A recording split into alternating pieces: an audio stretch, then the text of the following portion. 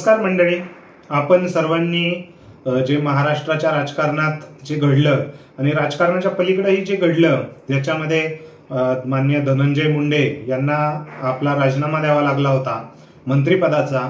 हे सगळं जे बीड जिल्ह्यामध्ये घडलं, आता त्याच बीड जिल्ह्यामध्ये पुन्हा आमने सामने मनोजदादा जरांगे पाटील जे मराठा आंदोलक आहेत, जे मराठा समाजाचे आता नेते म्हणून जे प्रसिद्ध झालेले आहेत, त्यांच्यामध्ये आणि धनंजय मुंडे एकंदरीत ओबीसी महासंघ म्हणजे ओबीसीचे जे मेजर नेते आहेत त्यांनी एल्गार पुकारलेला आहे। मराठा समाजाला जे कुणबीमध्ये हैदराबाद गॅझेट लागू करण्याबाबत जो GR निघाला त्याच्या विरुद्ध ओबीसी समाजाचे जे नेते आहेत, ज्यामध्ये छगन भुजबळ असू द्या, प्रामुख्याने छगन भुजबळ आणि धनंजय मुंडे, पंकजा मुंडे यांनी अजूनही ओपन असा भाग घेतलेला नाहीये त्यामध्ये, परंतु ही काही जी परिषद म्हणजे आता एक बीडमध्ये त्यांची सभा झाली आणि त्यामधून जे धनंजय मुंडे यांनी वक्तव्य केली त्याच्यावरनं निश्चितच आता मनोज जरांगे पाटील आणि धनंजय मुंडे हे आता आमने सामने आल्याशी आपल्याला वाटायला लागलेले आहेत।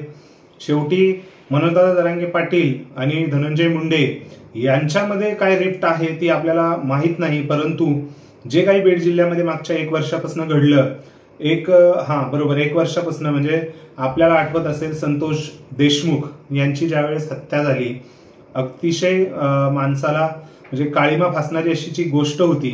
म्हणजे असा म्हणजे 5-6 जणांनी, प्रमुख आरोपी यांनी त्यांचं अपहरण केलं, त्यांना अमानुष मारहाण केली आणि त्यामध्ये त्यांचा मृत्यू झाला। ज्यावेळेस हे सर्व झालं त्यानंतर धनंजय मुंडे यांचा राईट हँड किंवा यांचे निकटवर्तीय जे आहेत वाल्मिक कराड याला अटक करण्यात आली, त्यावरती मनोजदादा जरांगे पाटील यांनीही आपली प्रतिक्रिया दिली। हे सगळं घडत असताना कुठेतरी धनंजय मुंडे यांना आपल्या मंत्रिपदाचा राजीनामा द्यावा लागला।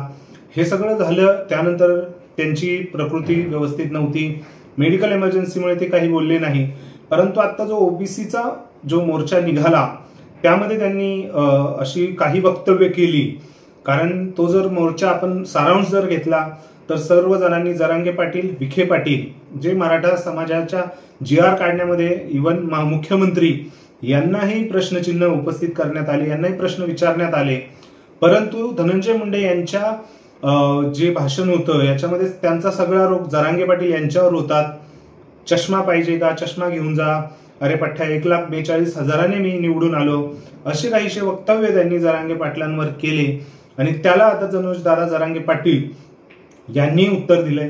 त्यांच्या पहिल्या पत्नी, अजून तो न्यायालयीन प्रश्न आहे, करुणा मुंडे यांनीही त्याच्यावरती प्रत्युत्तर दिले। हे सगळं घडताना निश्चितच पुढील काही दिवसामध्ये बीडमध्ये प्रामुख्याने निश्चितच याचे पडसाद आपल्याला बघण्यास मिळतील हेच आपल्याला म्हणजे वाटतंय। मनोजदादा जरांगे पाटील यांनीही धनंजय मुंडे यांच्यावरती सप्रूप टीका केलेली आहे, त्यांनी उत्तर दिलेलं आहे, परंतु एकंदरीतच मराठा समाजाचा जो GR निघाला त्यावरनं मनोजदादा जरांगे पाटील आणि विखे पाटील यांना टार्गेट करताना आता कुठेतरी ओबीसीचे नेते आपल्याला दिसतायत।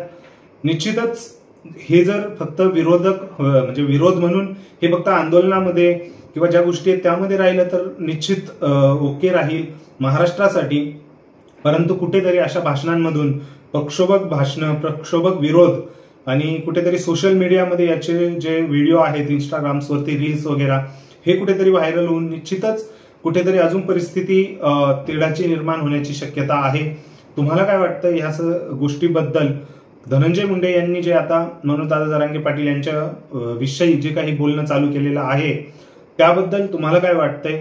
यातून निश्चितच कुठेतरी पुन्हा या गोष्टींना, आता या निवडणुका आलेल्या आहेत प्रामुख्याने मराठवाड्यामध्ये म्हणजे महाराष्ट्रातच आल्यात, परंतु या कुठेतरी निवडणुकांमागे परत ओबीसी मराठा समाज अशी काहीशी खेळी धनंजय मुंडे हे खेळताय का हे जाणून घेणं गरजेचं आहे, त्या पद्धतीने विचार करणं गरजेचं आहे, कारण मनोजदादा जरांगे पाटील हे कुठं राजकीय नाहीयेत आणि धनंजय मुंडे यांचं मंत्रिपद गेल्यामुळे कुठेतरी मंत्रिपद परत मिळवण्यासाठी, परत निवडणुकांमध्ये आपला दबदबा निर्माण करण्यासाठी या सर्व गोष्टी आता ओबीसी मोर्चामधनं धनंजय मुंडे करू पाहताय का हेच बघण्यासारखी गोष्ट आहे।